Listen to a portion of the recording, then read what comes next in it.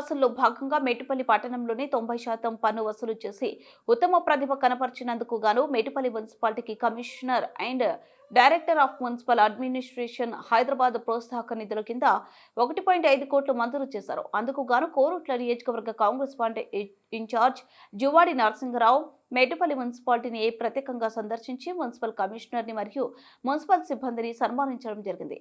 అనంతరం జువాడి నరసింగరావు మాట్లాడుతూ మన నియోజకవర్గంలో మేటిపల్లి మున్సిపాలిటీ ఆస్తి పన్ను వసూలులో రాష్ట్రంలో ముందంజలో ఉన్నందుకు టీ&డిఎంఏచే ప్రోత్సాహక నిధులు మంజూరు అయినందుకు ఎంతో సంతోషంగా ఉందని, ఇట్టి నిధులు విడుదలకు కారణమైన కమిషనర్ ని బిల్ కలెక్టర్లను ప్రత్యేకంగా అభినందించారు.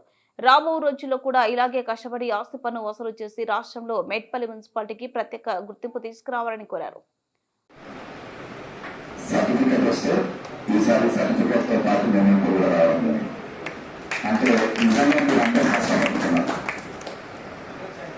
ప్రతి స్టాఫ్ మెంబర్కు కమిషనర్తో పాటు ప్రతి ఒక్కరికి ఇక్కడ పనిచేస్తున్నారు బిల్ కలెక్టర్లకు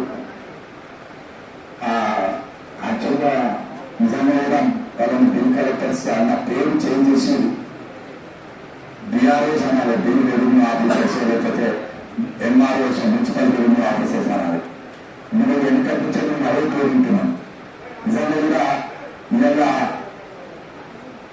ఎండ 44-45 డిగ్రీ టెంపరేచర్లో మీరందరూ వెళ్ళి మరి 90% ఎవరు ట్యాక్స్ వసూలు చేసిందంటే చాలా గొప్పతనం.